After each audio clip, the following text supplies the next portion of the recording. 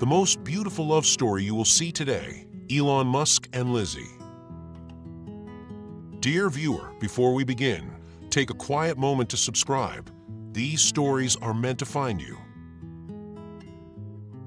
It was the kind of autumn day the city of Philadelphia seemed to treasure. A sky painted in soft grays, with just enough sunlight slipping through the clouds to cast a golden haze over the University of Pennsylvania's old brick buildings. The campus buzzed with life, the spirit of homecoming hanging in the crisp air like a silent promise. Students poured into the gathering spaces, draped in school colors, their laughter rising above the hum of conversation and distant music. Among them was Elon Musk, a young man whose name already bore the weight of expectation. He moved through the crowd with an air of quiet focus, a brilliant physics student whose mind often wandered to the far edges of the universe while his feet remained firmly planted on the cobblestones of the campus. Elon was known for his intellect, his ambition, his solitude. But on that particular evening, something, or someone, was about to interrupt his meticulously ordered world. Her name was Elizabeth Moreau, though everyone called her Lizzy. She arrived like sunlight breaking through a storm, vibrant, unapologetically alive. A student of the arts, Lizzy carried a certain ease that seemed to ripple through every space she entered. She laughed easily, her voice bright and melodic, and when she spoke, people listened, not because she demanded it, but because she enchanted them.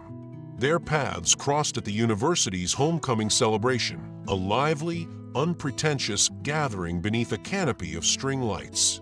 Elon, usually a reluctant participant in such social rituals, had been persuaded by a friend to attend. He stood near the edges of the party, observing more than engaging, when Lizzy's laughter caught his attention. She wasn't like the others. She wasn't performing, she was simply existing, entirely herself. Curious, Elon found himself gravitating toward her circle, his gaze drawn to the way she spoke with her hands, the way she teased her friends, the way she seemed to belong entirely to the moment. And then, without warning, her eyes found his. There was something electric in that glance.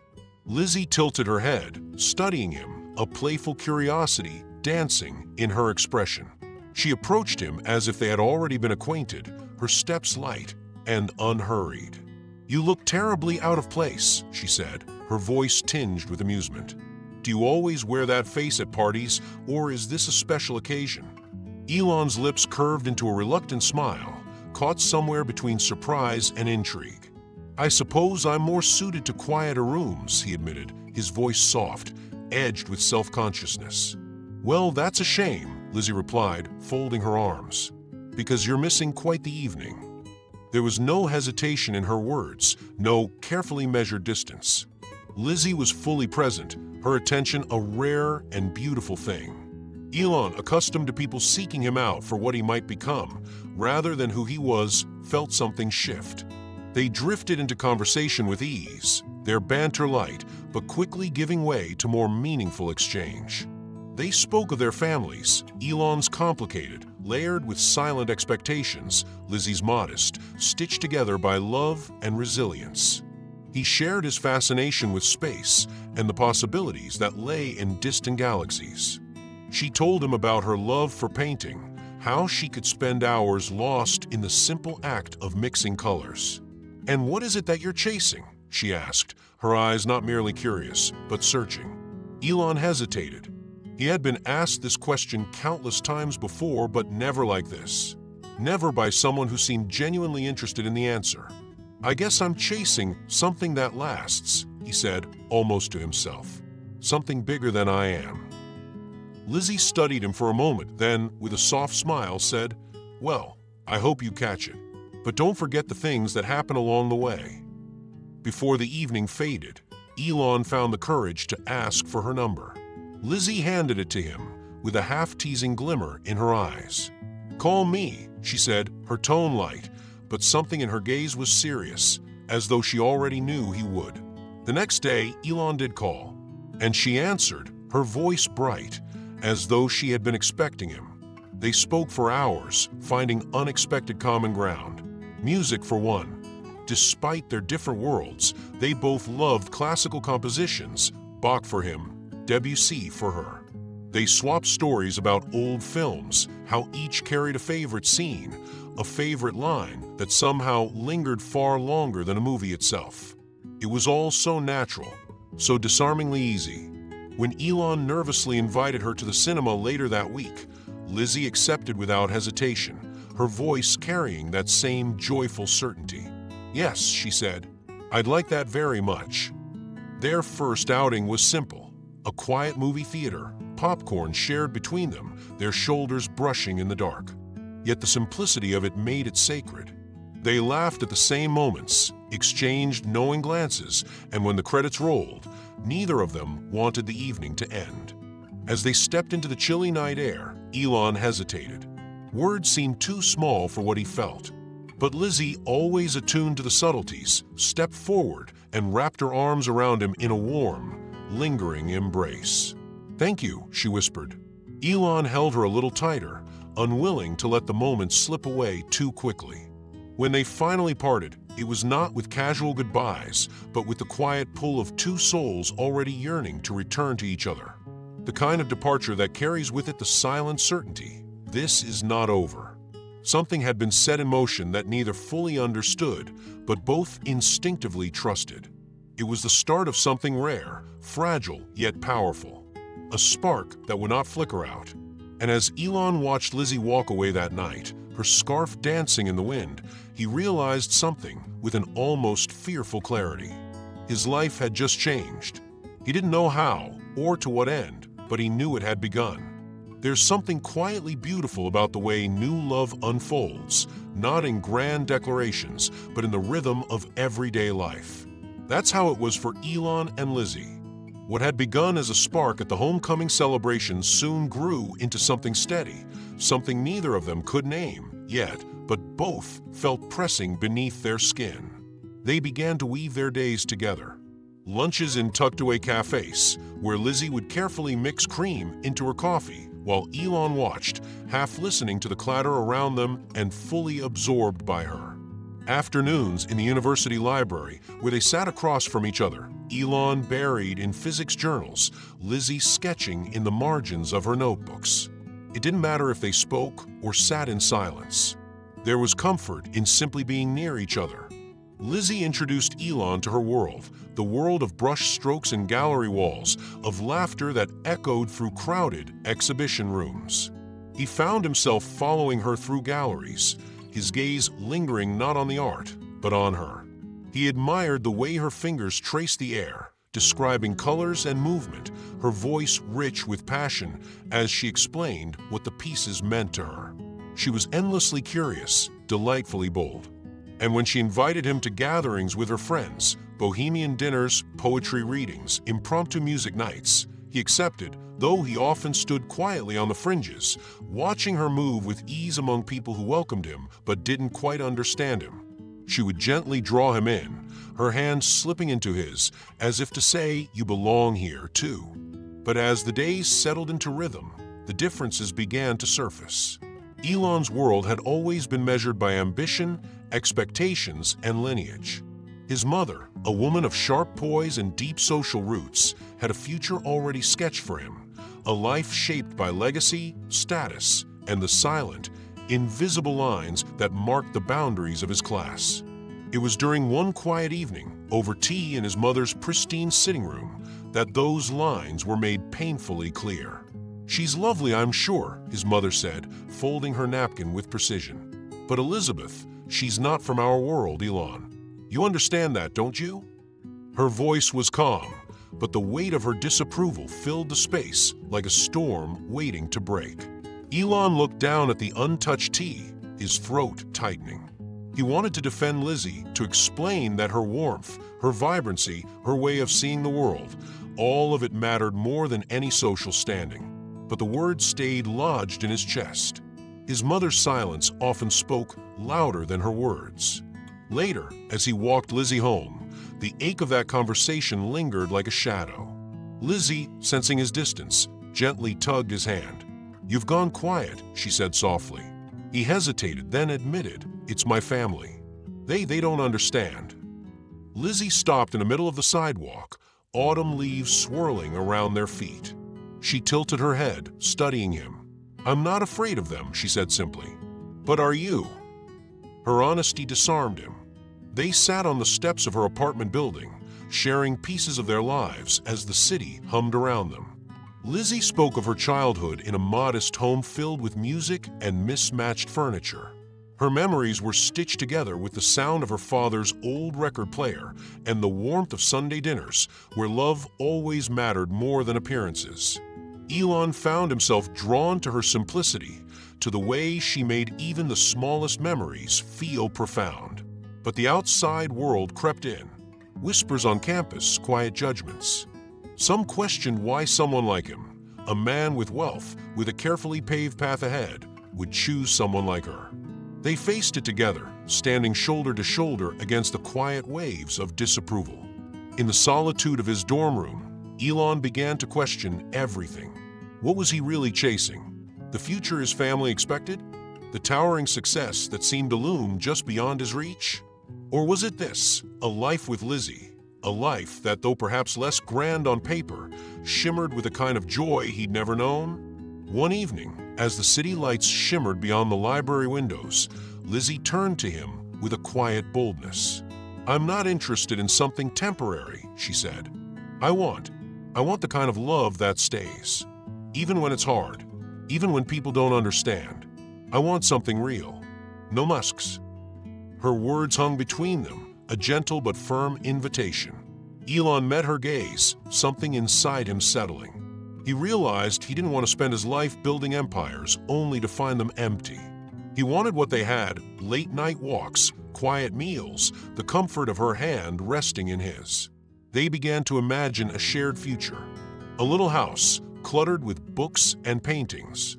Mornings filled with coffee and the sound of music drifting from the next room. Time to read, to create, to simply be.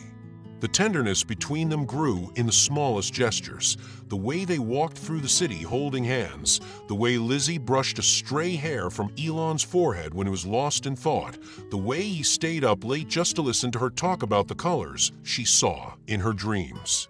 At a campus party one evening, amidst the pulse of music and the blur of dancing students, they found each other in the center of the crowd. As if the world had quietly stepped aside to make room for them. They danced slowly, deliberately, his arms around her waist, her head resting against his chest. It wasn't the music that guided them, but the rhythm of something unspoken, something entirely their own. Their differences, once sharp, softened into a balance. He brought steadiness to her wild spirit. She brought color to his measured world. Trust took root, growing quietly but surely. They no longer questioned whether their love could withstand the weight of expectation. They simply believed in it. One autumn afternoon, beneath the rustling branches of a quiet park, they paused on their walk, their hands intertwined. Elon looked at her, his voice steady. "I want to choose you. Not just today. Always." Lizzy smiled, her eyes bright, her reply as natural as breathing. "Then let's keep choosing each other. Every day." And so they did. The path ahead was still uncertain, but their hearts had settled on the next step, together. It was the kind of evening that seemed carved out of time, quiet, slow, touched by the faint aroma of roasted vegetables and warm bread. The little restaurant they had chosen wasn't grand, but it was theirs. A corner table, a flickering candle, and the low murmur of other diners formed the backdrop to a moment that would change the course of both their lives. Elon Musk sat across from Lizzy, his fingers lightly tracing the edge of his water glass, his heart thudding with an unfamiliar rhythm. For all his intellect, all his calculated risks, nothing had prepared him for the vulnerability of what he was about to do. Lizzy's laughter floated between them as she recounted a story from her art class, her hazel eyes shimmering with the soft gold flecks he'd grown to adore.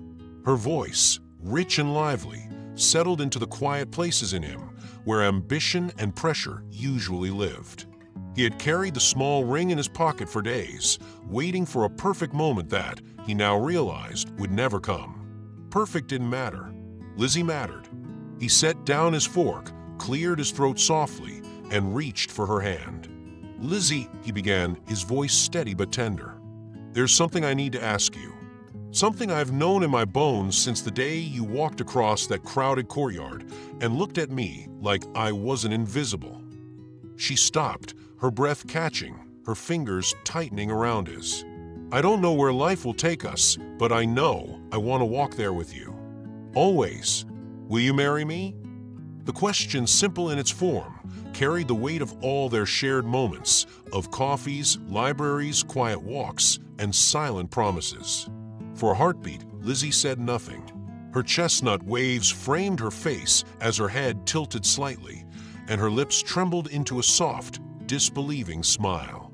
Tears shimmered in her hazel eyes, not falling, but they're delicate, transparent jewels of happiness. "Yes," she whispered, her voice fragile but sure. "Yes, Elon." The restaurant faded. Time folded neatly around them as they leaned across the table, pressing their foreheads together in a moment neither needed to narrate. It was simply theirs.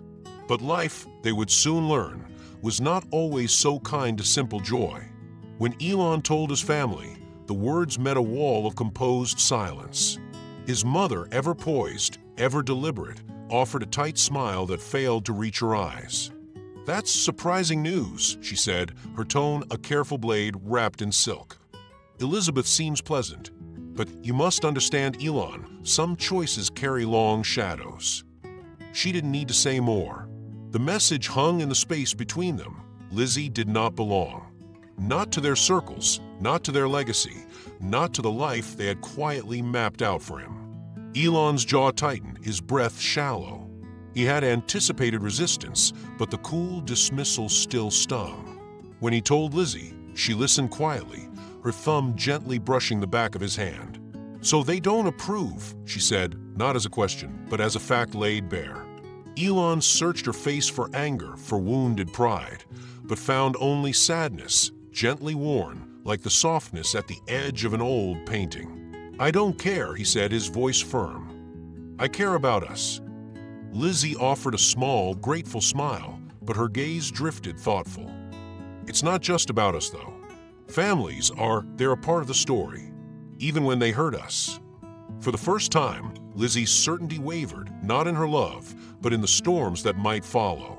Together, they carefully planned how to introduce her to his parents, hoping tenderness and honesty might bridge the quiet chasm that had formed.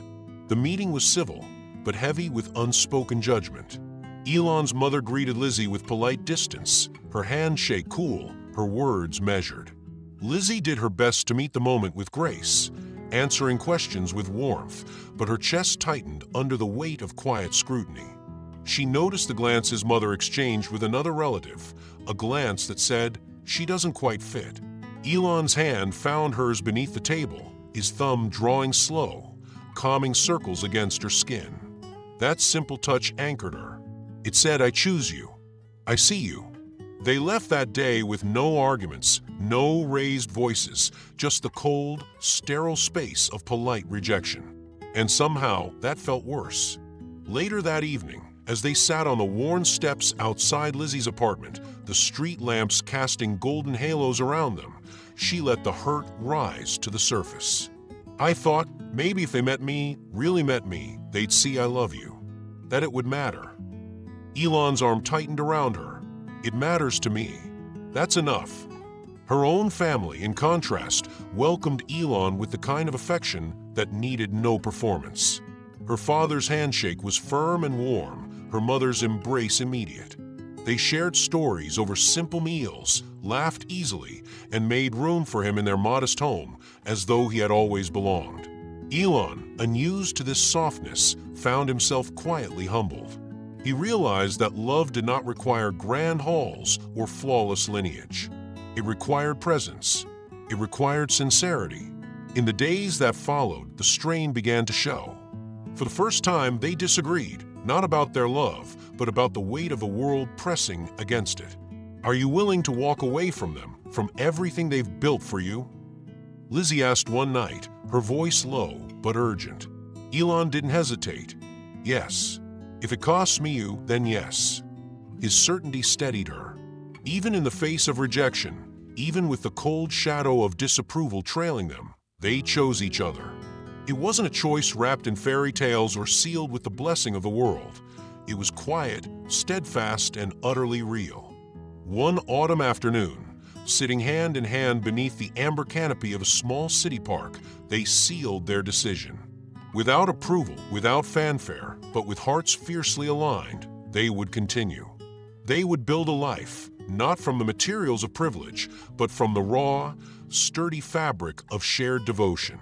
And as the leaves fell gently around them, they stared into the uncertain future, not with fear, but with hope. Always with hope. Planning a wedding should have been simple, especially for Elon and Lizzy. Neither craved extravagance. They weren't building a spectacle to impress the world, they were building a beginning. Every choice they made was deliberate, every detail laced with quiet meaning. They began the preparations slowly, savoring each step like a page in a book they didn't want to finish too quickly. There was no need for grandeur.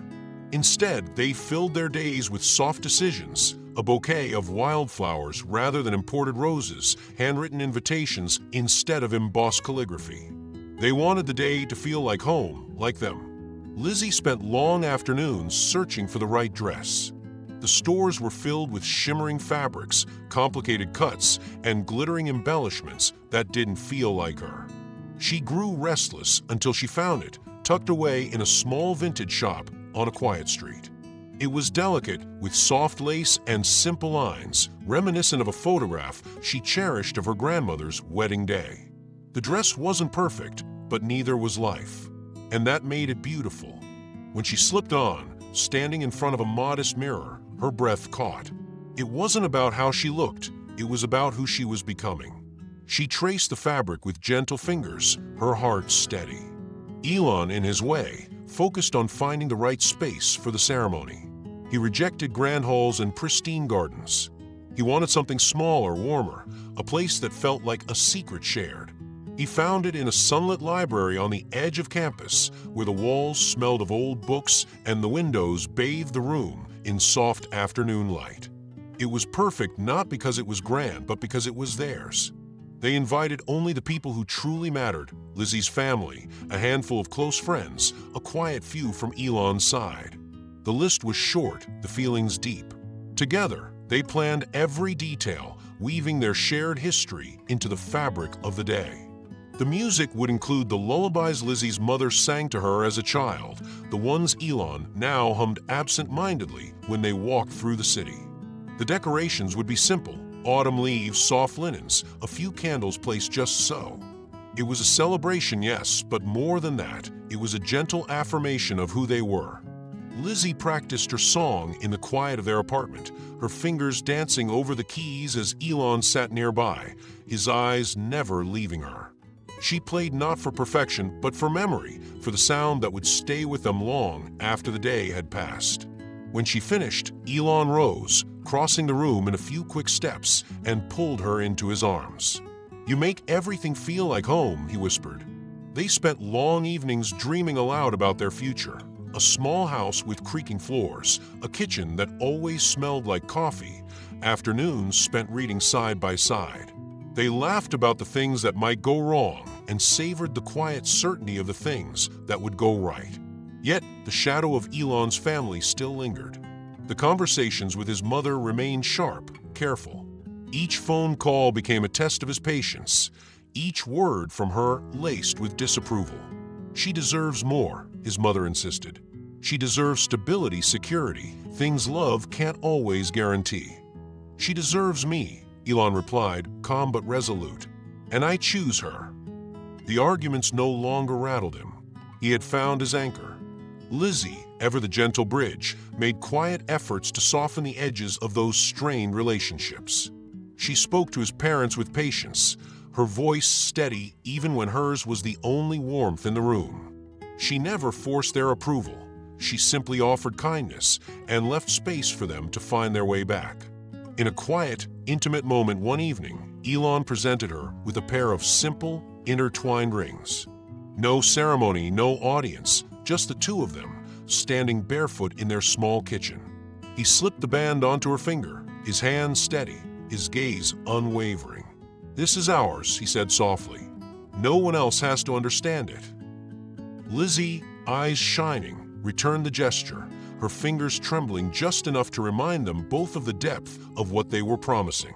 They sat down afterward and spoke about what they believed in, not in fairy tales, but in faith, in enduring love, in a commitment that existed beyond the noise of the world. They agreed that their marriage would not be about appearances, but about presence. Not about perfection, but about choosing each other over and over. Their wedding invitations, simple and handwritten, carried a quiet message. You are invited to witness a promise, a love that chooses kindness, patience, and joy. Come as you are. At the rehearsal lunch, their friends and family gathered around simple wooden tables, passing bowls of roasted vegetables and sharing stories that made them laugh until their ribs ached. There was no formality, only gratitude, soft, glowing, and real. Later that evening, as the weight of the coming day settled in, they found themselves side by side, the soft lamplight wrapping the room in gold. They clasped hands, their fingers interlaced, and Lizzy quietly offered prayer, not for a flawless day, but for a marriage that could weather storms and gather sunlight in equal measure. They prayed for patience, for courage, for the ability to return to each other even when life pulled them in separate directions. When they opened their eyes, a calm certainty filled the space between them. Tomorrow would come, and with it, uncertainty and change. But tonight, they rested in the quiet, in the knowing, in the soft, unshakable truth that they had chosen well. As the final preparations settled into place, as the last ribbons were tied and the last seats arranged, there was no nervousness left. Only peace. The world had not bent to them. It had not offered its full blessing, but it didn't matter. They would walk forward together into whatever awaited them, with hands clasped and hearts aligned. And that, they both knew, would be enough. The morning arrived not with grand fanfare, but with the quiet unfolding of something deeply sacred. The sky was pale, brushed with the soft grays of early spring, and the city stirred with its usual rhythm, unaware that for Elon and Lizzy, this day would mark the quiet beginning of forever. Their wedding was not a spectacle. It did not appear in glossy magazines or echo through grand halls. It was small, intentionally, tenderly small, held in the sunlit library Elon had chosen, its tall windows filtering soft light across wooden shelves and worn spines. The air was filled not with perfumed extravagance, but with the honest scent of old paper, fresh flowers, and the faint sweetness of Lizzy's favorite vanilla candles. Friends gathered quietly, and Lizzy's family filled the rows with warmth and attentive smiles. The seat reserved for Elon's parents remained empty, a silent reminder of their absence. But the void did not overshadow the room. It simply lingered, respectfully, on the edges. Elon dressed simply, far from the tailored suits his family would have expected. He wore a soft navy jacket over an open-collar white shirt, his hair slightly tousled from the morning breeze. He wanted to feel like himself, like the man Lizzy had chosen, not the version the world sometimes demanded him to be. When the music began, a gentle, familiar melody that Lizzy had practiced countless times at home, Elon turned toward the entrance, his breath pausing as he saw her. Lizzy, radiant but not grand, walked slowly, the delicate lace of her vintage dress brushing the worn wooden floor with each careful step. The soft ivory fabric hugged her slender frame, the lace-capped sleeves whispering of another time, another story, her grandmother's story, now woven into hers. Her chestnut hair was gathered loosely at her nape, wisps curling around her face, and her hazel eyes, flecked with gold and green, shone with a quiet joy that reached straight through Elon's chest. Her father, his arm steady but his chin trembling ever so slightly, walked beside her. His hand covered hers in a gesture that was more than tradition. It was a blessing, a silent message passed from one protector to the next. When they reached Elon, Lizzy's father placed her hand in his with a lingering squeeze, a look exchanged that said more than words could hold. "Take care of her. Love her well." Elon nodded, a silent promise passed from one man to another. Their vows were not written to impress or to dazzle. They spoke softly, carefully to each other, vows stitched with words of patience, of choosing each other in the smallest, most ordinary moments. "I will love you on quiet mornings and hurried afternoons," Elon said, his voice steady but thick with emotion. "In disagreements, in weary days, in laughter that comes without warning. I will love you in the small things because they are the things that build a life." Lizzy's voice trembled slightly but grew stronger with each word. "I will walk beside you through the seasons and the silences. I will love you when it's easy and when it's not. And I will always, always come home to you." They spoke of faith, not the grand, distant kind, but the faith that lives in folded laundry, shared meals, and knowing that some days love is simply staying. When the time came, they sealed their vows with a kiss, soft, steady, lingering. There was no rush, no performance, just a quiet collision of promises that settled into their bones. The reception was as gentle as the ceremony itself. Friends gathered around simple wooden tables adorned with wildflowers and mismatched china. There was no orchestra, only the soft hum of conversation and the occasional clinking of glasses. Elon watched Lizzy as she moved through the room, her laughter bright, her hands brushing affectionately across the shoulders of those she loved. She sat at the piano, her slender fingers dancing across the keys, filling the space with the familiar melodies that had become the soundtrack of their life together. Elon's heart swelled, the absence of his family pressing faintly at the edges of the moment, but not overtaking it. He felt their disapproval, yes, but he also felt something stronger, something that belonged to him alone. Happiness, peace, a life that fit like his favorite sweater, imperfect worn but his. Lizzy thanked their guests with the grace and gratitude that seemed to flow so naturally from her. She made everyone feel as though they were not merely attendees, but threads in the tapestry of their story. As the evening softened into dusk, they slipped away from the gentle warmth of the gathering, choosing to walk home together beneath the settling sky. The city glowed softly around them, lamplight catching in puddles, distant sirens blending with the rhythm of their footsteps. They walked slowly, savoring the weight of each other's hands, their fingers interlaced with quiet familiarity. Elon broke the silence first. "It doesn't feel real yet," he murmured. Lizzy smiled, her gaze fixed on the pavement ahead. "It doesn't need to feel real tonight. It just needs to feel ours." They spoke of the days to come, their little home, the mismatched dishes they would collect, the garden Lizzy wanted to build on a borrowed patch of earth. They laughed about the mornings they would rush, the socks that would inevitably be lost, the bills, the surprises, the quiet, ordinary life they would build with careful hands. Elon, pausing beneath a street lamp, turned to her, his expression serious but soft. "I promise I'll work hard," he said. "Not just at my job, at us. At building something you'll always feel safe in."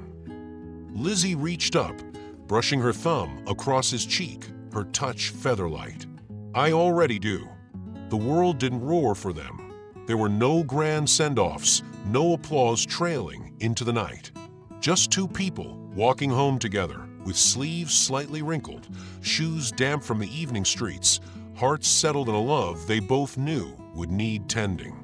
As they reached their door, Lizzy squeezed his hand, her voice a soft echo in the quiet. "We're home." And in that moment, Elon understood.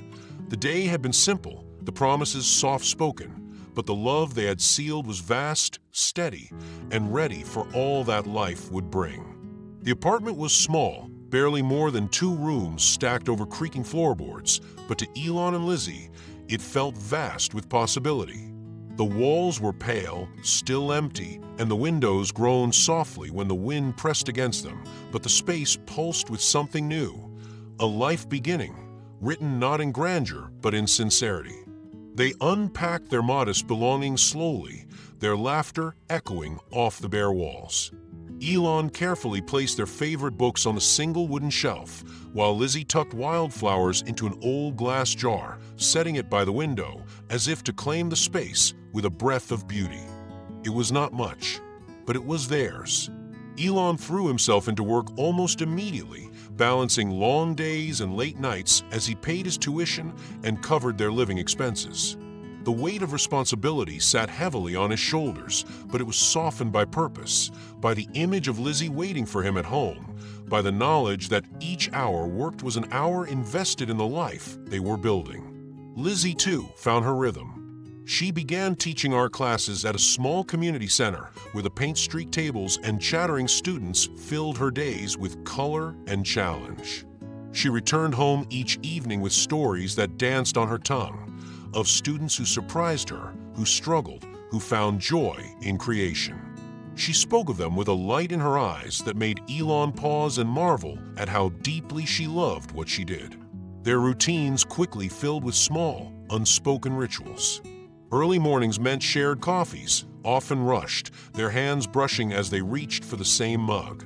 Evenings were spent around their tiny kitchen table, where Lizzy would experiment with simple recipes, sometimes succeeding, sometimes failing with theatrical flair. Elon always ate every bite, smiling through burnt edges and uneven flavors, declaring each meal a masterpiece because it was hers. The financial strain was real. They counted coins carefully, stretched every dollar, and sometimes chose between new shoes or a month of subway rides. But they wore their struggles lightly, laughing at the thin walls that let them hear their neighbors' radios and celebrating when they managed to find secondhand furniture that still had good bones. Lizzy, always thoughtful, began to leave small notes for Elon, tucked inside his jacket pocket, slipped beneath his keys, folded between the pages of his workbooks. "You're more than enough. I'm proud of you. Come home soon. I miss you already." Each note became a balm for the long days, tiny threads that stitched them closer together. Elon, in turn, accompanied Lizzy to her art exhibitions, standing quietly at her side as she introduced him to her friends and students.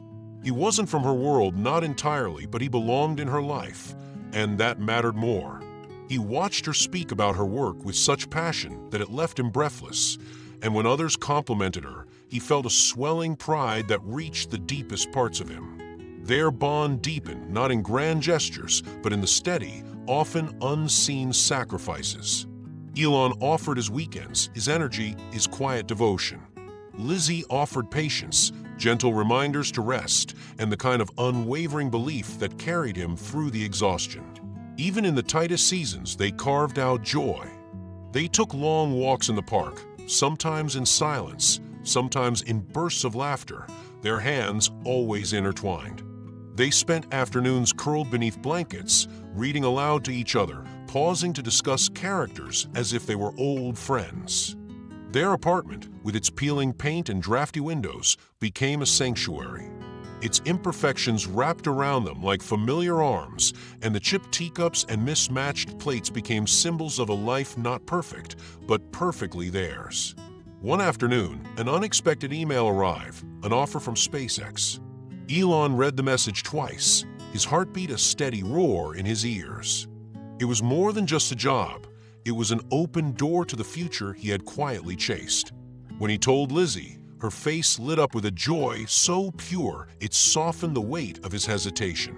"This is your beginning," she said, pulling him into a fierce embrace. "You've worked so hard for this. I'm so proud of you."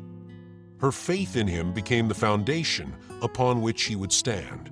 The offer promised stability, but neither of them let it harden the simplicity they cherished. They continued their small routines, simple dinners, quiet evenings, handwritten notes slipped beneath pillows. Elon, inspired by Lizzy's gentle habit, began writing his own love letters. Some were long, filled with the poetry he didn't know he had in him. Others were brief, a single sentence scribbled on a scrap of paper, folded and hidden for her to find. "I love our mornings. I love the way you laugh at your own cooking. I love us." Lizzy tucked each one away in a small wooden box, her private treasure chest of the ordinary magic they had built together. Their life, though simple, pulsed with quiet richness.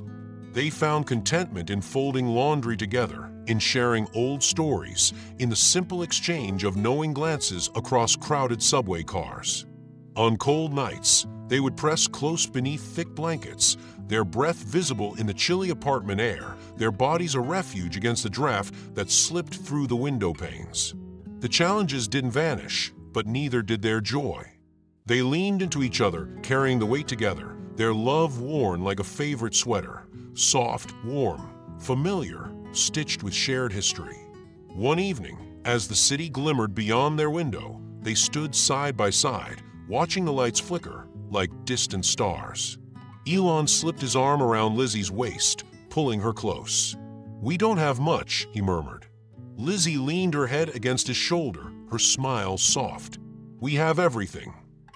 In that quiet, looking out over the life they were crafting, thread by thread, heartbeat by heartbeat, they both knew it was true.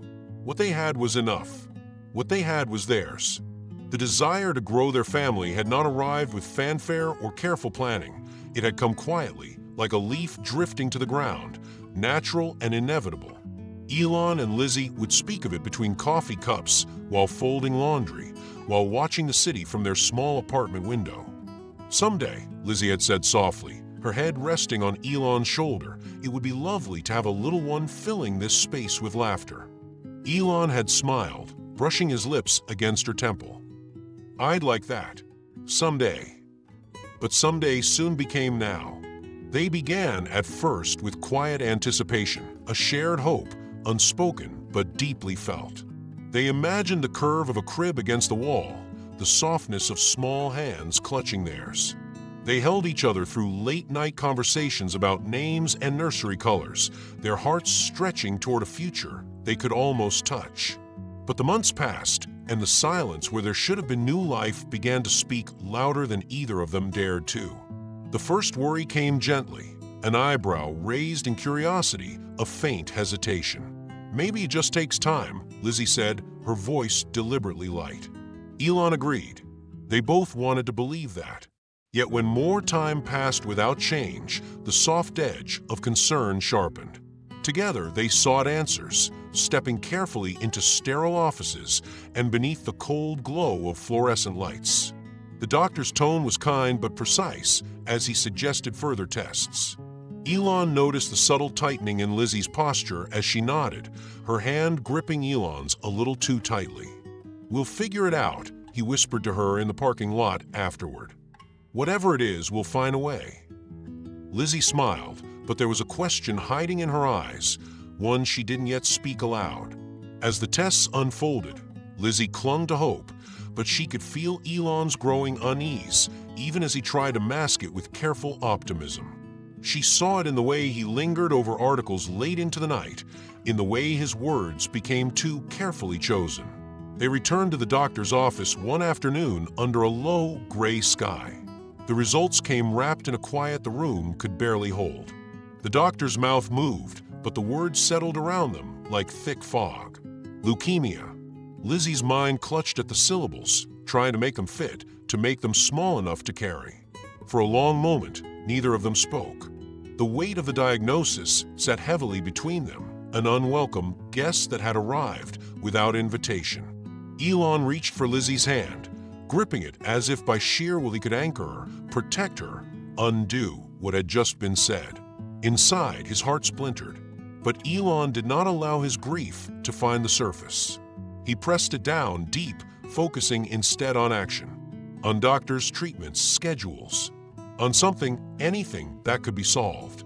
Lizzy, steady and astonishingly brave, placed her hand on his cheek that evening, her touch soft, her voice a breath against his skin. "What we have," she said, "is already everything." Her words, simple and fierce, wrapped around him like a lifeline. Elon promised to stand with her every step, every hour, through every shadow the illness would cast. The days became punctuated by hospital visits and waiting rooms. Lizzy carried her art books everywhere, sketching softly during the long silences, filling page after page with quiet beauty. The hospital became a place not of endings, but of moments, small, precious ones where she and Elon still belonged entirely to each other. He began to miss work more frequently, his carefully structured days unraveling as he chose her over deadlines and meetings. His absence at SpaceX raised eyebrows, but Elon no longer cared. His time was hers. Their home, once alive with evening dinners and hurried breakfasts, grew quieter but not empty. Lizzy's notes still appeared, though now they sometimes read, "Thank you for staying." Or, even on the hardest days, "I'd choose this life with you." Elon continued to write back, leaving his own folded scraps hidden beneath her pillow. "You are my home. You are my North Star." Their love, once wrapped in the rhythm of ordinary days, now pulsed fiercely against the backdrop of the unknown. Lizzy made Elon promise, solemnly, sincerely, that he would not let this become his only story. "Live," she told him one evening, her hand resting against his chest. "Even when it's hard, even when I'm tired of fighting, don't let regret follow you." Their friends rallied around them, their families offering soft prayers and quiet support, but the deepest part of this journey remained theirs alone. Grief does not need an audience, nor does courage.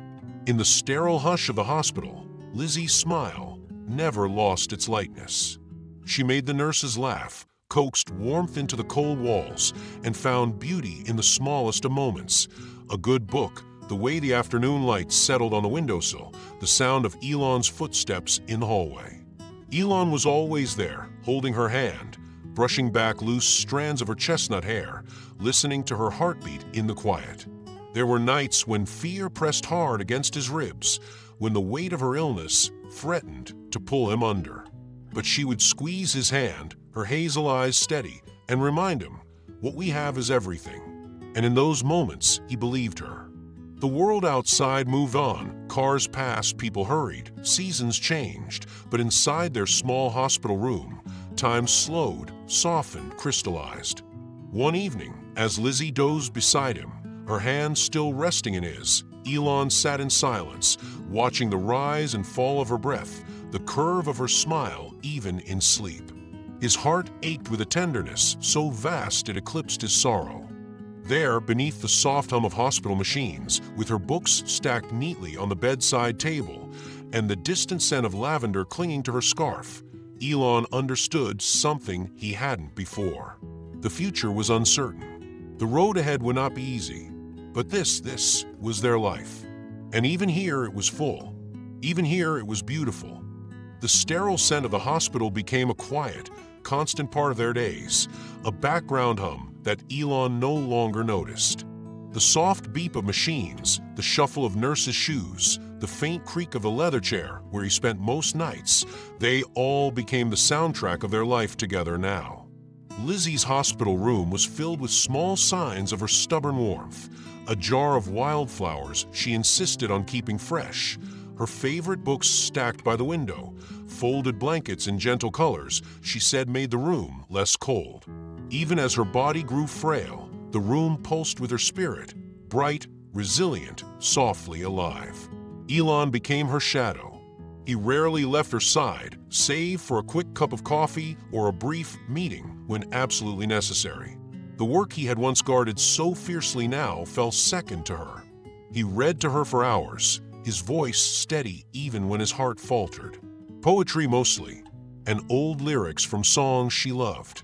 Sometimes, when her eyes were closed and her breathing even, he continued reading aloud anyway, simply to keep her tethered to him. "Read me the one about the river again," she would ask, her voice thin but laced with playful stubbornness. So he did, over and over. Their conversations became deeper, stretching far beyond the walls of the hospital.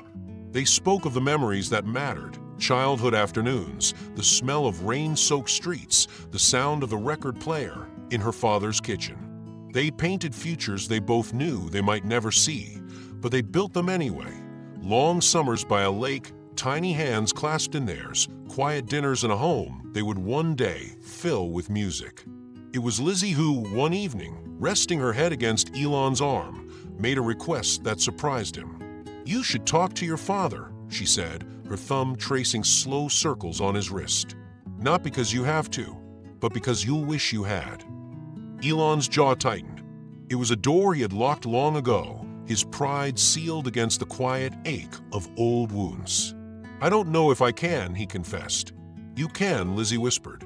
"You're braver than you think." In the days that followed, her words sat heavy on his chest. Finally, in a late afternoon haze, Elon found himself outside his father's house, a place he had not visited in years. The door creaked open, and for a long moment, neither of them spoke. His father's hair had grayed, his frame thinner, his eyes less sharp than Elon remembered.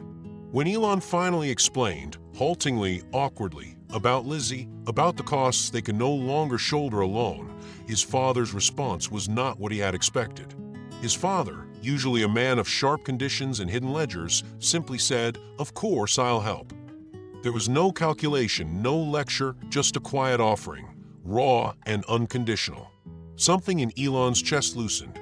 Their conversation was not long, nor was it perfect, but it bridged something that had felt irreparable. When Elon returned to Lizzy and told her, she pressed her hand to his heart, her eyes shimmering. "Thank you," she whispered, as if he had given her a gift beyond words. In the weeks that followed, they found beauty in moments most would overlook. The quiet strum of a guitar playing softly in a distant hospital room. The way sunlight danced across the linoleum floor in the afternoon. The delicate brush of their hands, fingers laced tightly, as if neither wanted to let go even for a second. On days when she felt strong enough, Elon would wheel Lizzy outside to the hospital garden. They sat under trees that had surrendered their leaves to winter's edge, their breaths visible in the crisp air. They would watch the world as if from a distance, savoring the smallest details, the way children's laughter rang from a nearby park, the fluttering of pigeons, the scratch of boots against gravel. "Promise me," she said one day, her gaze fixed on the shifting sky. "Promise you'll live, even when I can't." His throat closed around the words, but he nodded, gripping her hand as if that promise could keep her tethered to him forever. One afternoon, as the light dimmed into gold, Lizzy looked at him with quiet insistence. "Tell me," she said, her voice barely above a breath. "Tell me you were happy with me." Tears filled his eyes before he could stop them. He cupped her face, his thumbs brushing the faint freckles that still softened her skin. "I was," he whispered, his voice cracking. "I am. I will always be." In her frailty, Lizzy remained luminous. She laughed with the nurses. She drew small sketches on the edges of her charts. She coaxed kindness from even the most hurried doctors. The hospital staff, who had first met her as a patient, soon began to see her as something more, a quiet light in the sterile halls. Elon found his strength in her ability to make room for joy even when the walls threatened to close in. He became her steady presence, her unwavering anchor, even on the days when fear gnawed at his resolve. Friends and family visited often, bringing flowers, pastries, and warm stories. But the deepest parts of this journey remained untouched by outside eyes. It was theirs, intimate, silent, woven in the hours when only they existed. On a soft winter afternoon, as the sky pressed low and gentle flakes began to fall, Elon and Lizzy sat together by the hospital window. The world outside was hushed, wrapped in snow, the streets softened beneath a white blanket. They watched the snowfall in silence, their fingers intertwined, their bodies pressed close. In that moment, time seemed to hold its breath. The machines continued their quiet rhythm. The city hummed beyond the walls. But in that space, where love existed without condition, without timeline, there was only peace. There was only them. The days began to slow, as though time itself had chosen to match Lizzy's quiet, measured breath. Her body, once so light and quick, now moved with the careful precision of someone carrying great weight. But even as her strength faded, Lizzy refused to let sadness take the shape of their remaining time. She still smiled for Elon. She still teased him softly when he arrived with his usual too-strong coffee and the newspapers she no longer had the energy to read. "You still don't know how to pick good coffee," she would murmur, her voice thinner but edged with familiar warmth. And Elon would smile back, even though his throat tightened with every passing day. The visits from friends and family had grown shorter, the conversations gentler. People seemed to know instinctively that what Lizzy had left, she wanted to reserve for Elon. And he wanted every moment, no matter how brief, no matter how small. One morning, as sunlight filtered softly through the hospital blinds, Lizzy reached for Elon's hand and whispered a simple request. "I want to play. Just once more." It took only a word from the nurses. The hospital made arrangements quickly, understanding this was not about protocol, it was about something far deeper. They moved her carefully to the small, upright piano in the hospital's gathering room. Her arms trembled as she lifted them, her fingers resting on the keys as if they had always belonged there. When she began to play, the sound that filled the room was not bold or perfect. It was soft, a lullaby, each note carrying the weight of memory, of devotion, of every quiet morning and late-night whisper she and Elon had ever shared. The staff paused in their routines. Strangers stopped outside the door. Elon stood nearby, his chest hollow and aching, but his eyes fixed only on her. He memorized every detail, the gentle tilt of her head, the faint flush on her cheeks, the delicate dance of her fingers as they coaxed beauty from the worn keys. It was, perhaps, the most beautiful thing he had ever heard. When the last note drifted into silence, Lizzy slowly lowered her hands and turned to Elon, her breath labored but her smile as soft as ever. She reached for his hand and whispered, "Love is everything, Elon. All of this, all that we were, it was always enough." Elon pressed his forehead against her hand, his tears falling freely now. "It was more than enough. It was my whole life."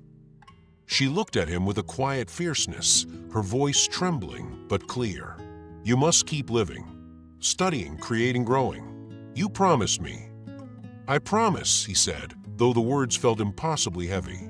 "You have to find joy again," she whispered, her eyes glistening. "Even when I'm gone. Please, don't let my memory be your weight." He wanted to tell her that joy without her seemed inconceivable, but he understood. She wasn't asking for him to forget.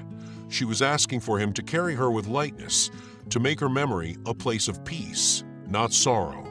Elon kissed her forehead, his lips lingering against her skin, as if trying to press the shape of this moment into his very bones. He stayed with her through the long, quiet hours, their fingers always intertwined.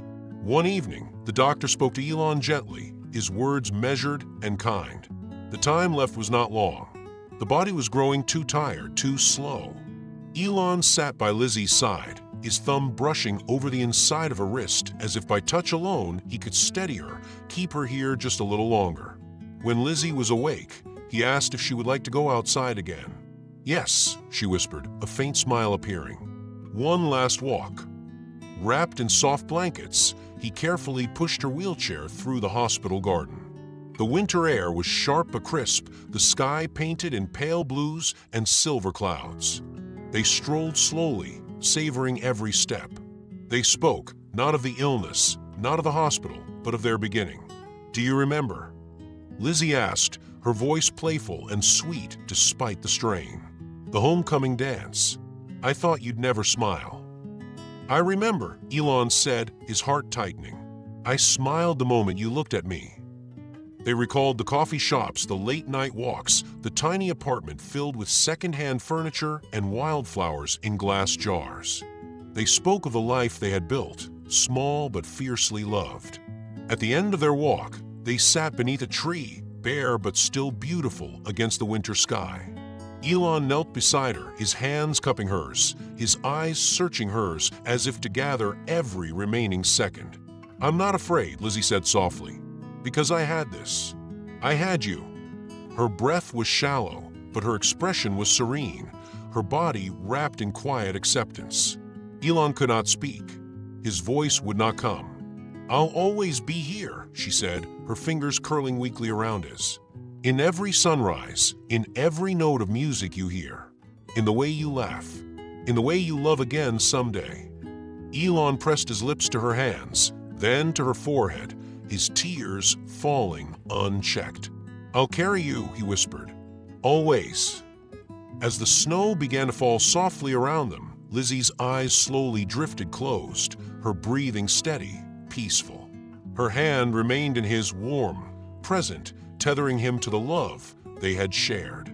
He sat there with her in the quiet hush of the garden, holding the weight of what they had been, what they would always be. And in that stillness, with the world softened by snow, love remained. The hospital was quieter than Elon had ever known it to be. The steady rhythm of footsteps, the low hum of distant monitors, the occasional soft conversations, they all faded as he walked slowly through the corridor, each step echoing in the hollow space where her presence had just been. His hands, now empty, ached for the weight of hers. The room where Lizzy had spent her final hours had already been cleared, as if the world could so quickly tuck away the evidence of a life so fiercely lived. The silence pressed against his chest like a stone, heavy and unmoving. The world outside the hospital seemed distant, as though he had stepped out of time. Cars passed, voices drifted in the breeze, but Elon moved through the streets untouched by them, his grief wrapping around him like a muted haze.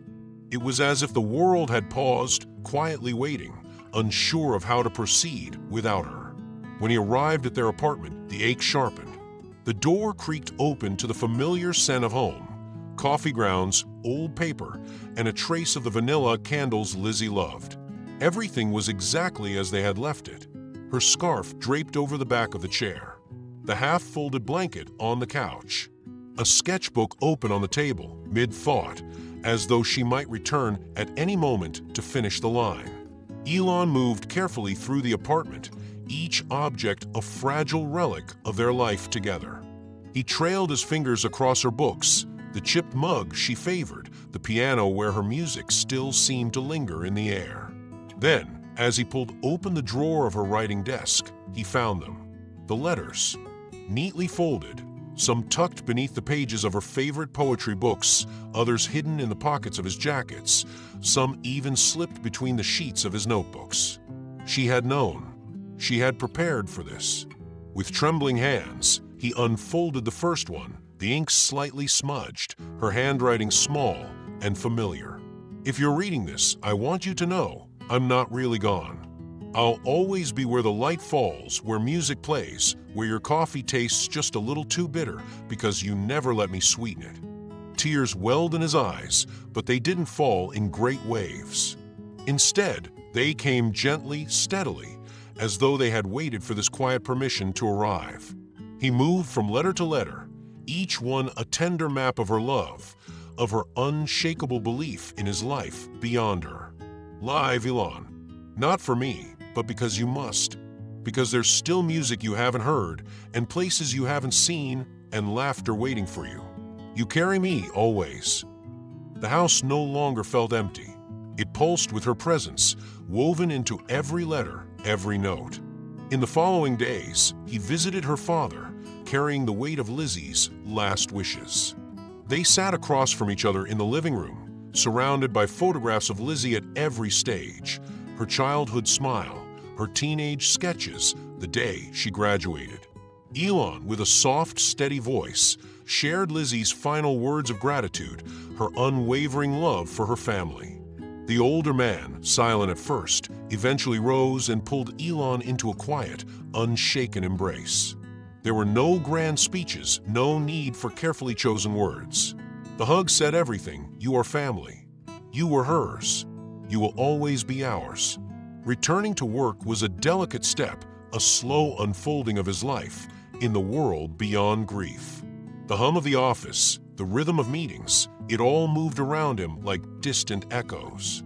He was there, but he was also elsewhere, still walking alongside Lizzy in the soft corridors of his memory. The pathways they once walked together called to him. He retraced their steps through the park, down the quiet streets where they would linger after dinner. Her absence pressed tightly against his ribs, yet he felt her there too, in the brush of cold air, in the faint sound of distant music, in the spaces where silence had once been filled with her laughter. One bench became a quiet sanctuary. He visited it often, sitting alone, sometimes with a letter in hand, sometimes simply watching the world move. It was here he read her words the most, her notes folded and unfolded so many times they had begun to soften at the edges. It's okay to miss me. It's okay to be sad. Just don't build walls around the sadness. Let it breathe. Let it be part of the love. He began to understand that grief was not a thing to be conquered or erased. It was part of the beauty of what they had built. It was the quiet proof of how deeply they had lived together. His father, too, remained close. The walls that had separated them in years past had crumbled. In the wake of Lizzy's illness, both men had learned to soften, to apologize, not with grand gestures, but in the simple steadiness of being present. One afternoon, over quiet coffee, they exchanged apologies that had waited years to be spoken. "I should have reached out sooner," Elon admitted, his voice low. "I should have known what mattered," his father replied, his hands wrapped around the coffee cup. "I see it now. I see you now." There was no more bitterness, only the delicate stitching of something being mended. Snow fell again in the city. Elon walked through the streets, the familiar hush of winter settling around him. He moved slowly, breathing in the cold, each exhale a soft cloud that lingered for just a moment before vanishing. He walked without a destination, his steps steady, the quiet weight of Lizzy's memory tucked safely inside him. He was not the same man who had first met her, not the same man who had once believed that life could be fully planned, fully controlled. Now he carried the ache, the love, the sweetness of what had been. And in that bittersweet ache, he found peace. Not in forgetting her, but in walking forward with her still beside him. Grief has a way of folding itself into the fabric of life, not always loud, not always visible, but ever present. For Elon, it wrapped itself into the quiet corners of his days, into the hours where his hands were busy, but his heart remained elsewhere. He poured himself into work, as though productivity could outrun absence.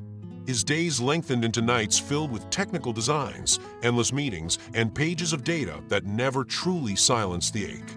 His calendar was full, his mind always moving, but Lizzy lingered, softly, stubbornly, in the places where time slowed. It wasn't the grand memories that caught him off guard. It was the smallest things, the way her coffee spoon still rested near the sink, the quiet echo of her laugh in the hollow of their home, the faint scent of her favorite vanilla candle long after it had burned away. He missed their mornings when she would hand him his coffee with a teasing smile, warning him, again, that he made it too strong. He missed the music that had once filled their evenings, the way she would hum absent-mindedly as she folded the laundry. He missed the way she walked beside him, not always holding his hand, but always there, matching his steps. On silent afternoons, when the apartment grew too still, Elon would sit at Lizzy's piano. His fingers hovered over the keys, stiff and unsure. He had never played while she was alive. The music had always belonged to her. Now, his hands stumbled through her melodies, searching for her in the broken chords. The notes sounded clumsy, hesitant, but he played anyway, as though she might still be listening. The books she had loved now lined his nightstand. He read them slowly, carefully, as though each page held another piece of her he had yet to discover. Poetry, essays, novels marked with her quiet underlines and soft pencil notes in margins. Through her books, he traced the map of her mind, the humor she found in unexpected places, the passages she returned to, the questions she left unanswered. He walked the campus of the University of Pennsylvania more than once, retracing their beginning. The stone paths, the shaded benches, the corner where she first challenged his formality with that teasing tilt of her head. He paused there, remembering the fire in her hazel eyes, the moment he first understood that she would change his life. One afternoon, an old friend of Lizzy's reached out. Mia, a woman with gentle eyes and a voice that felt like a familiar song, had known Lizzy before he had. They met at a quiet cafe, the kind Lizzy would have loved. "I think about her every day," Mia said softly, her fingers wrapped around her mug. She had this way of making people feel lighter, like they could be exactly who they were without needing to impress anyone. They traded stories, some Elon had heard before, some new, but all laced with the same thread. Lizzy had left warmth wherever she went. "She always said you were the great surprise of her life," Mia added. "That you were steady, but that you listened. She loved you for the way you stayed." Elon's throat tightened, but he smiled, grateful to hear her name spoken aloud. Weeks later, he he was invited to attend an art exhibition held in Lizzy's honor. He almost didn't go. The thought of standing among her unfinished pieces, of seeing her work through the eyes of strangers, felt unbearable. But he went. The gallery was simple, just as Lizzy would have wanted. Her sketches lined the walls, her paintings breathing color into the quiet space.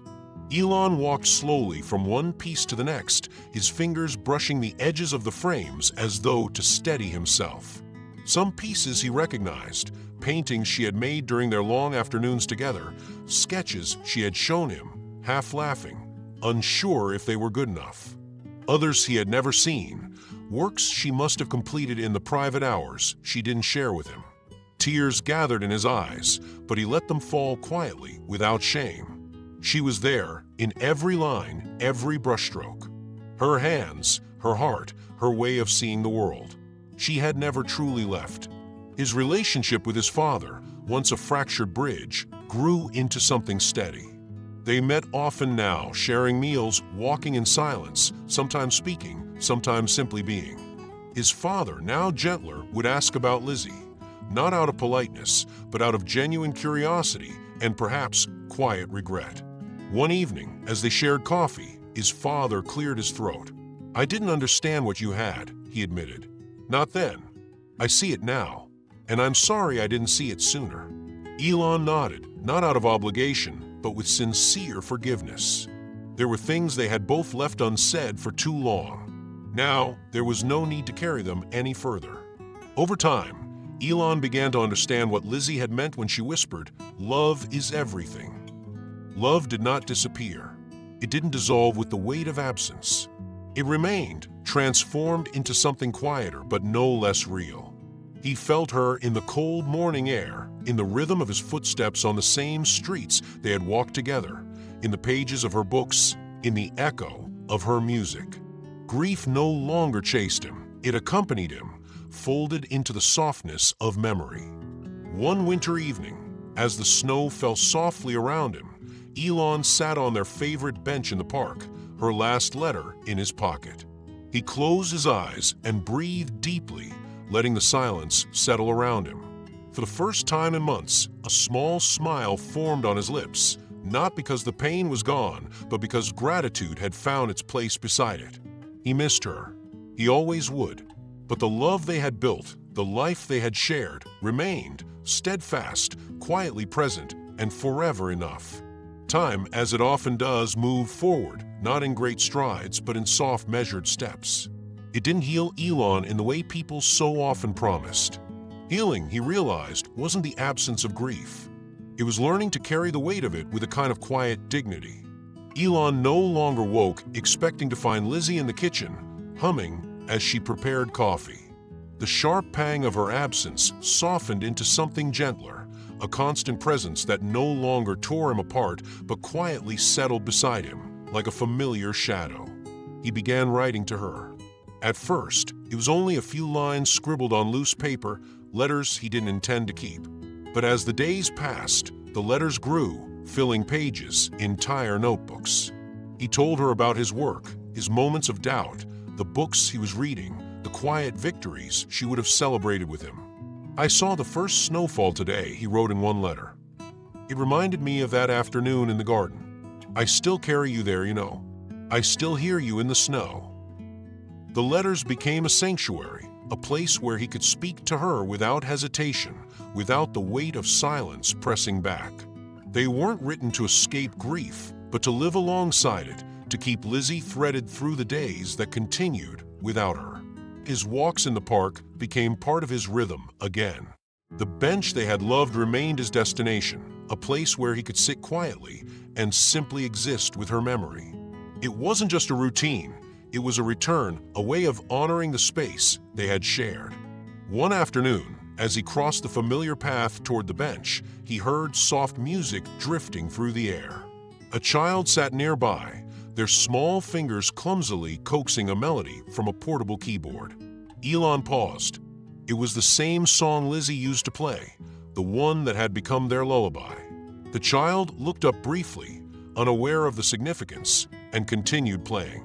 Elon sat on the bench, his chest tightening, but this time, the ache was sweet. He didn't cry. He simply listened, realizing that the melodies Lizzy loved still wandered the world, landing gently in unsuspecting hands. Her life, he understood, hadn't ended. It had unfolded into other stories, other hearts. He began visiting the art school where Lizzy had taught, slipping into the back of classrooms, sometimes sitting in the small gallery where student work hung quietly on the walls. He donated to the school, always anonymously, funding supplies, scholarships, small comforts that Lizzy would have treasured. The students spoke of her in soft, reverent tones. "She always told us to draw the quiet things," one young woman shared with him unknowingly. "She said that's where life really happens, in the quiet." He listened to their stories, each one adding another layer to the woman he had loved. Lizzy hadn't belonged to him alone. She had planted seeds in countless lives, and now he could see them blooming. His visits to Lizzy's father continued, evolving into a steady friendship. They shared meals, fixed things around the house, sometimes sat in comfortable silence that required no explanation. Lizzy had bound them together, and now they held on to each other, not out of obligation, but because she had mattered that much to them both. The apartment, once frozen in time, slowly began to shift. Elon moved her books to new shelves, folded her scarves carefully, rearranged the furniture just enough to breathe again.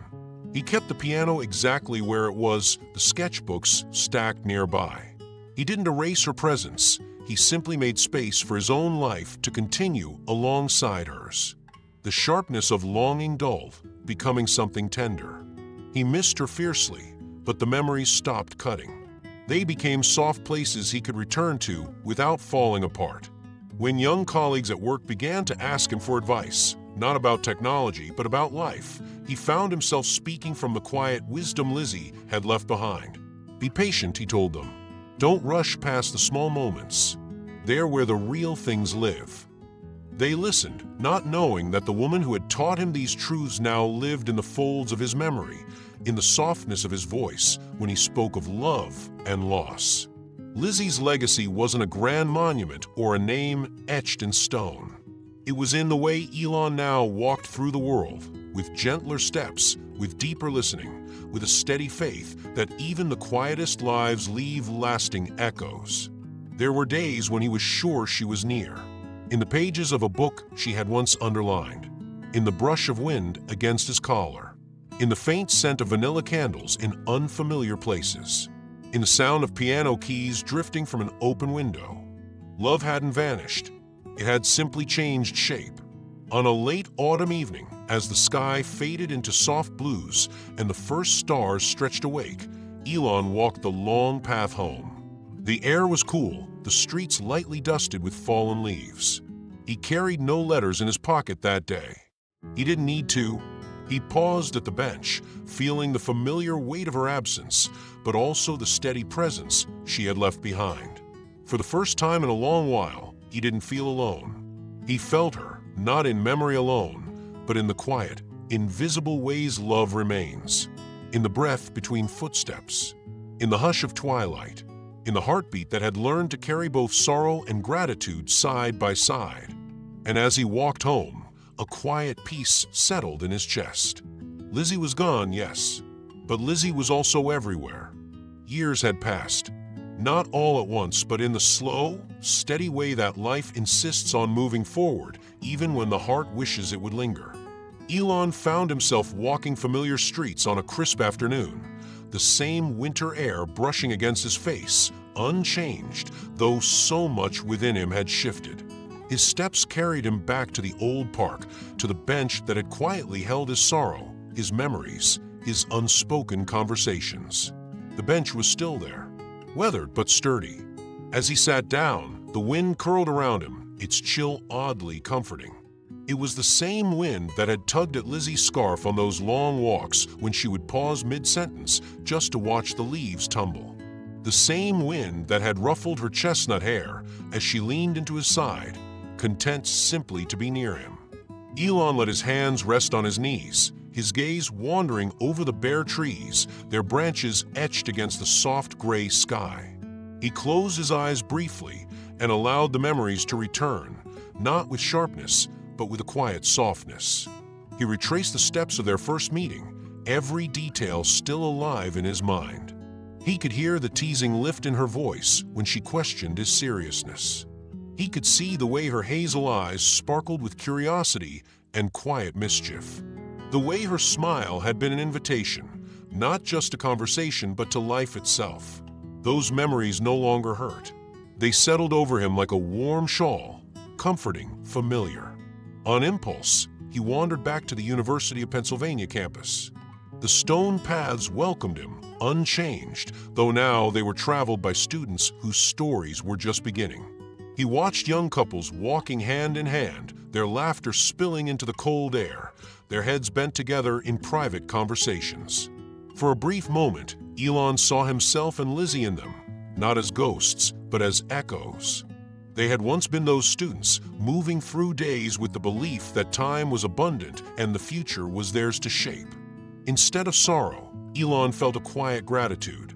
He and Lizzy had lived something rare, something precious. As he crossed the main hall, he heard soft music drifting from one of the practice rooms. Drawn by the familiar pull, he followed the sound and paused in the doorway. Inside, a young woman sat at the piano, her fingers dancing over the keys with careful devotion. The melody was unmistakable. It was Lizzy's favorite song. Elon remained in the threshold, unmoving, his breath caught between memory and the present. When the music faded, the young woman looked up and smiled, sensing his presence, but unaware of the depth of his connection to the song. "She taught me that piece," she said, gesturing to a photograph of Lizzy pinned to the wall, a quiet tribute in the common room. "They told me her story when I first arrived here. I always felt like I knew her." Elon stepped inside, his voice steady, though his heart trembled. "She would have liked you. She always believed in teaching people to see the quiet beauty in things." They sat and talked, the young woman eager to know more about Lizzy. Not the teacher, not the figure in the stories, but the woman who had once filled an apartment with music and laughter. Elon shared pieces of their life, of her humor, of her patience, of the way she always folded his scarves the wrong way, just to see if he would notice. "Patience," he told her, "is the greatest kindness you can offer someone you love, and it's the hardest to keep." The young woman nodded, holding his words as if they were something fragile. Before he left, she sat at the piano once more and played the song again, this time just for him. Elon closed his eyes and allowed the melody to carry him, not back to the past, but forward, through the space where Lizzy still lingered, in notes passed from one pair of hands to another, in stories that quietly traveled beyond the people who first lived them. He realized then that their story hadn't ended. It had been carried forward not just by him, but by the lives Lizzy had touched. Later that day, Elon visited her resting place, a quiet spot beneath a large oak tree, its bare branches reaching skyward. He placed a single white flower by her name. Sitting beside her, he whispered, "Thank you for choosing me. Thank you for all the ordinary days you made beautiful." There were no tears, only warmth, only the steady rhythm of a heart that had learned how to carry both joy and sorrow without breaking. Afterward, he stopped at Lizzy's father's house, now a familiar, comforting place. They shared a pot of tea, their conversation meandering through years gone by. They spoke of Lizzy, not as a distant memory, but as someone still near. "She would have been proud of you," her father said, his voice soft with age. "The way you've carried her forward, the way you've chosen to keep living." Elon smiled, his chest filled with a quiet ache that had settled into something like peace. "She taught me how." They sat long into the evening, the quiet between them no longer heavy, but full. Over the years, longing had become his constant companion, not a sharp pain, but a gentle, steady presence, a reminder of what had been, and of all that still remained. As the sun dipped below the horizon, Elon returned to the park. He sat once more on their bench, the sky painted in soft shades of lavender and gold. The cold brushed against his cheeks, but he didn't pull his coat tighter. He sat there unhurried, his hands resting quietly, his gaze softened by years of carrying her with him. And for the first time, Elon realized he was not waiting anymore. He was simply there, accompanied, quietly, by the love that had never left. Time, in its quiet persistence, had given Elon and his father something neither of them had expected: space to begin again. The distance that had once stretched between them, heavy with unsaid words and years of quiet resentment, had softened, not through grand gestures, but through the slow unfolding of everyday moments. Their relationship no longer felt like a strained obligation. It was becoming something new, simple, honest, quietly steady. They spoke more often now, usually over shared cups of coffee, their conversations unhurried and free of the stiffness that had once settled between them like a wall. They talked of Lizzy, of work, of childhood memories that had faded but were somehow finding their way back. One morning, as they sat in a small, familiar cafe, Elon noticed something different in his father's gaze. The quiet pride was no longer buried beneath layers of expectation. "You've built a life," his father said, his voice low, almost as if speaking to himself. "Not the kind I once imagined for you, but maybe the kind that matters more." Elon looked down at his coffee, letting the warmth seep into his hands before answering. "It wasn't the life I planned either, but it's the one that was real." There was no need to rehash old disagreements. Both men understood the shape of what had been lost and what had been found. Their connection was no longer about right or wrong. It was about choosing every day to remain in each other's lives. In an unspoken ritual, they began taking long walks together, often returning to the park where Elon had spent countless hours with Lizzy. The bench where he had once sat alone became their resting place. Elon would tell stories of Lizzy, not just the broad strokes, but the small details. The way she laughed at his terrible cooking. The way she left notes tucked into his pockets. The way she played music as if she were stitching their days together. His father listened carefully, sometimes with a quiet smile, sometimes with a faint mist in his eyes. He had never truly known Lizzy, but through Elon's stories, he came to feel her presence, as though she were sitting with them on those quiet afternoons. "She changed you," his father said one day, gently running his hand over the bench's worn wooden edge. "She saved me," Elon admitted softly. In those walks, in those shared silences, they both began to understand something neither had grasped before: that reconciliation is not a moment. It's a practice, a quiet, daily choice to open the door a little wider each time. Elon often thought of Lizzy during these moments. He realized that her greatest gift wasn't simply the love she had shared with him, it was what she had left behind. She had taught him to lean into connection, to trust the slow work of building and rebuilding. His father surprised him by becoming involved in local projects Lizzy would have cherished. He quietly donated to art schools, supported scholarships, and funded community spaces for young artists. It was not about erasing the past, it was about honoring the thread Lizzy had woven into both of their lives.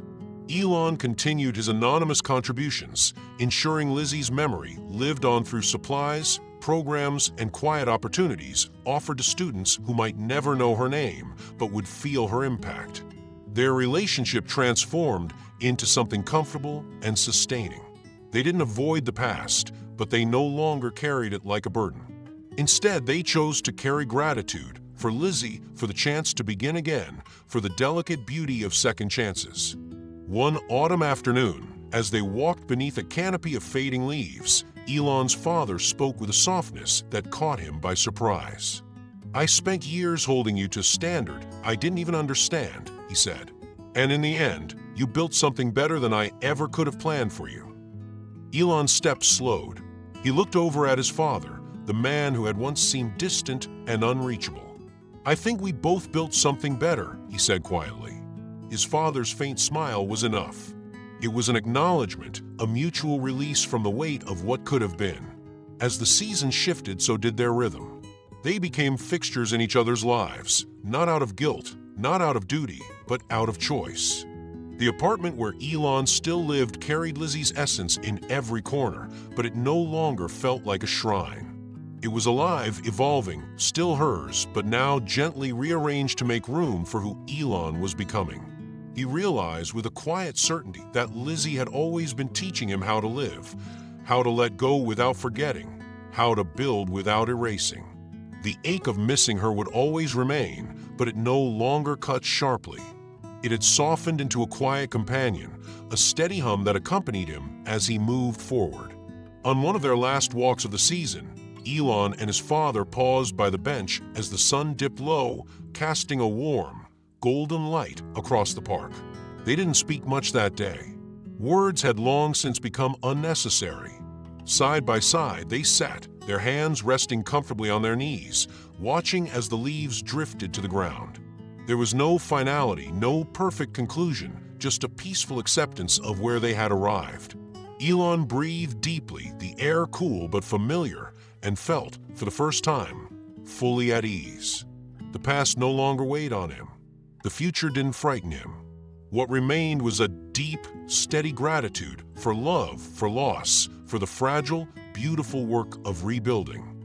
And as father and son stood and resumed their quiet walk home, the sky stretched wide and untroubled above them, carrying the silent blessing of a life made whole again. In the quiet seasons that followed, Elon found his steps guided by something he couldn't quite name. It wasn't duty. It wasn't the ache of grief anymore. It was something gentler, a desire to continue the work Lizzy had begun, to make space for her story to keep blooming in lives she would never meet. It started with a simple idea, a scholarship, a small fund to help young artists, students like Lizzy once was, who carried talent in their hands but lacked the means to let it grow. He called it the Elizabeth Moreau Fellowship, though he never made a public announcement. It was never about recognition. It was about Lizzy.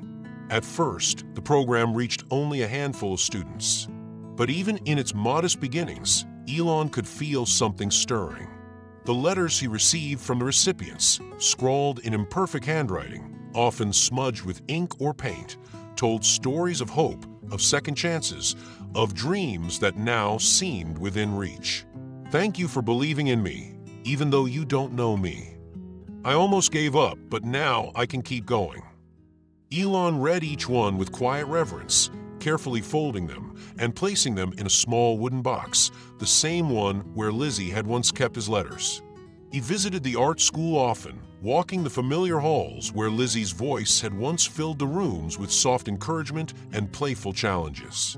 The walls now displayed the work of new students, vivid, bold, uncertain, but full of life. In one classroom, Elon watched as a young teacher guided children through the basics of brushwork. The students dipped their brushes into color, their strokes sometimes clumsy, sometimes graceful, but always eager.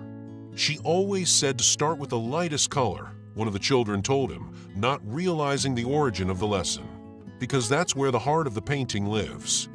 Elon felt his throat tighten. He spent long afternoons in those classrooms, sometimes sitting quietly in the back, sometimes answering curious questions. The children asked him why he cared so much about art. He would simply smile and say, "Because someone I love believed in it more than anything." Over time, the scholarship grew. It reached more schools, more students. The Elizabeth Moreau Fellowship became a quiet thread of possibility, weaving through neighborhoods that often had little space for dreams. In his home, Elon continued to find Lizzy in unexpected places, in her favorite books, in the soft hum of a piano piece drifting from an open window, in the sketches tucked inside the margins of his life. One afternoon, he received a letter written in careful, looping handwriting from a young girl named Sophie. She thanked him for giving her the chance to paint, to discover that she had something worth sharing with the world. "I thought I didn't matter," Sophie wrote, "but when I paint, I feel like I do. Thank you for giving me that." Elon held the letter for a long time, his fingers resting on the paper, as if by touch he could reach across the distance. He realized then that the love he had shared with Lizzy had not been buried with her. It had taken root. It had grown quietly, tenderly, into something that now belonged to many others. Years into the program, the school invited him to a small recital, a gathering of students who wanted to thank the fellowship's founder. Elon attended, sitting near the back, his heart steady but tender. When a young woman approached the piano, Elon's breath caught. She began to play the familiar melody, the song Lizzy had once played in the hospital, the one that had followed him through the soft corridors of his memory. The notes filled the room, sweet and steady, and Elon closed his eyes, letting the music carry him back, not to grief, but to love. For a moment, it was as though Lizzy was sitting beside him, her hands resting lightly on his, her presence wrapping around him like sunlight through a window. When the final note lingered in the air, Elon opened his eyes, a quiet smile forming through the tears that had gathered. The past, he realized, was not something he had left behind. It had become part of him, stitched into his days, into his choices, into the hands of the children who now painted their own stories. Lizzy's legacy was not a monument, not a single moment. It was a garden planted in hundreds of hearts, blooming quietly where he could not always see, but where he could always trust it would grow. He often thought of what she would have said. Probably something simple. Something like, "See? I told you. Love doesn't end." One evening, as the sky blushed with the last warmth of the day, Elon sat at his desk, the wooden box of letters open beside him. He picked up his pen and began to write. "Dear Lizzy," he began, "it's been some time, but I still talk to you. I suppose I always will." He told her about the students, about Sophie, about the music, about the way the park bench still welcomed him like an old friend. "The world is different now. I am too. But some things remain. The way you laughed, the way you believed in quiet beginnings, the way you taught me that love is everything." His hand paused, the ink settling into the paper as the words formed their final shape. "You're still here. You always will be. Love is everything." Elon folded the letter carefully, placed it in the wooden box, and closed it gently. Outside, the wind moved softly through the trees, carrying the faintest echo of a melody. And in the quiet that followed, he felt not absence but presence. Not an ending, but a love that continued, steady, tender, forever unfolding. The years had unfolded quietly around Elon, each one adding a new layer to the man he was becoming. Grief, once sharp and overwhelming, had softened into something that no longer weighed him down, but walked beside him like a steady companion. In this quieter season of life, Elon found himself stepping into spaces he never would have imagined years before: schools, community halls, small gatherings where young people sat, eager to listen, but unsure of what they hoped to hear. He told them his story, not for pity, not to leave them with neat answers, but to show them that loss could shape a person without breaking them. He spoke about Lizzy, not as a distant memory, but as a living thread woven through his every step. He spoke about their first encounter, their quiet apartment, their battles, their small joys, their endless letters. "I'm not here to tell you life is always fair," he would say gently, "but I am here to tell you that you can live fully, even when your heart breaks, especially then." He encouraged them to love bravely, to risk connection even when the future felt uncertain, to choose tenderness over retreat, to face sorrow without closing the door to new beginnings. Each time he spoke, he felt Lizzy near, as though she sat among the listeners, her presence lingering like sunlight against his skin. He wasn't trying to build a grand movement. He wasn't chasing recognition. But slowly, his words traveled. His story found its way into other hearts. Letters began arriving from students who had been touched by his quiet honesty. "I was afraid to love someone after losing my mom, but now I think maybe I can. Your story made me want to talk to my dad again. Thank you for reminding me that love is always worth it." Elon gathered these letters, folding each one with the same careful hands that had once folded Lizzy's notes. He placed them in the wooden box that had become his sacred place for memory. In time, Elon wrote a book, a small, unassuming collection of memories and reflections. It wasn't published widely. He never wanted it to be. It found its way into quiet hands, passed along gently to those who needed it most. The book was not a manual on grief.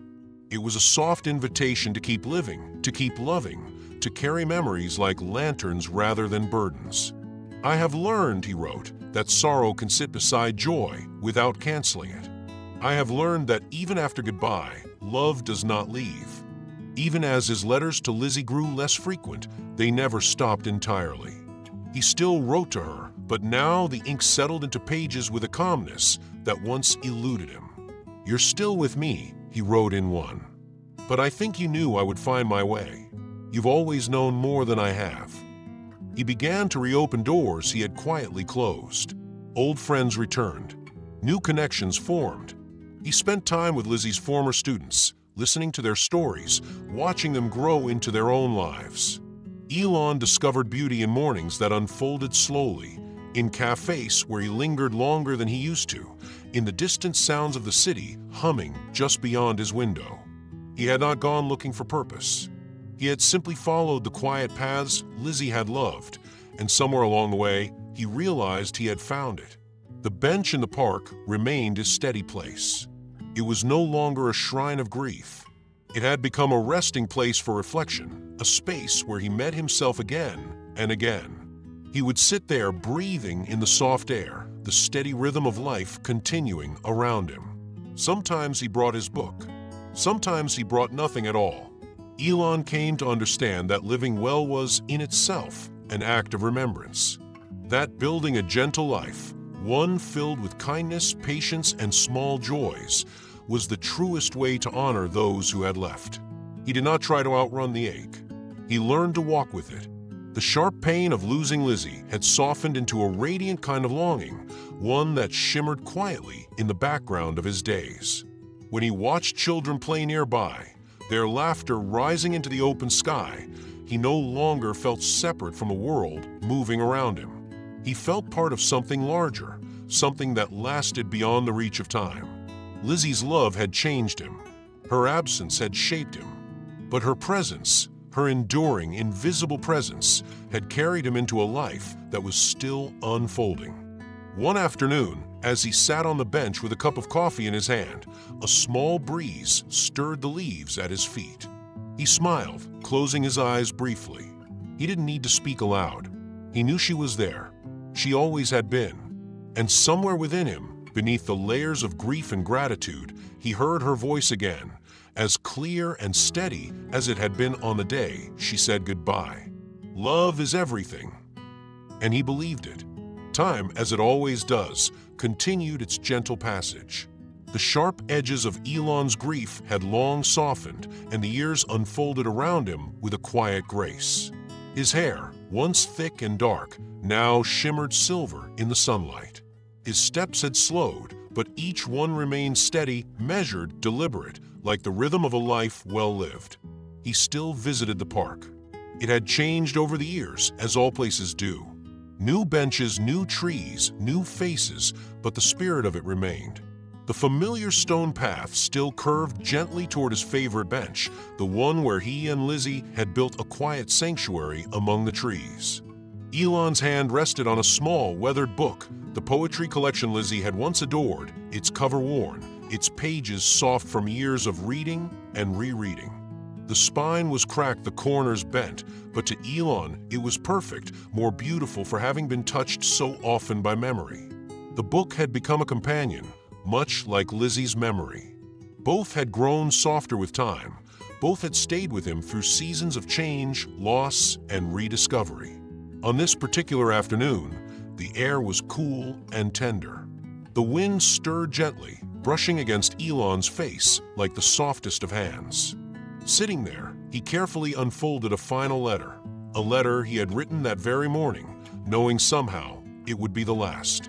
"My dearest Lizzy," he wrote, "you have always been my home. Not a place. You, wherever you were, wherever your laughter lived, that was where I belonged." His hand trembled slightly as he signed his name, but his heart was calm, full. There was nothing left unsaid. As he folded the letter, a sound drifted through the air, a piano played by delicate, youthful hands, its melody light but sure. Elon's breath caught. It was her song, the one she used to play in the apartment, in the hospital, in the garden of their final days together. The notes floated toward him like a gentle caress, wrapping themselves around him, a melody that had followed him across decades. He closed his eyes. For a long, quiet moment, he let the music hold him. There was no sharp ache, no rush of sorrow. Only warmth, only presence. He could almost feel Lizzy sitting beside him, her hands folded neatly in her lap, her head leaning gently against his shoulder. He smiled softly. Elon had not been spared from loss. He had not been promised a life without grief. But what he had built, what they had built, was a life full of meaning, full of honest, imperfect love, full of quiet mornings, gentle letters, and the kind of beauty that does not fade. The love they shared had never been about grand gestures. It had always lived in the small things, the way she folded his scarves, the way he remembered to sweeten her coffee, the way they carried each other through days of joy and through nights of sorrow. Now, in his older years, Elon realized he had lived fully, not despite the loss, but because of it. Lizzy's absence had not emptied him.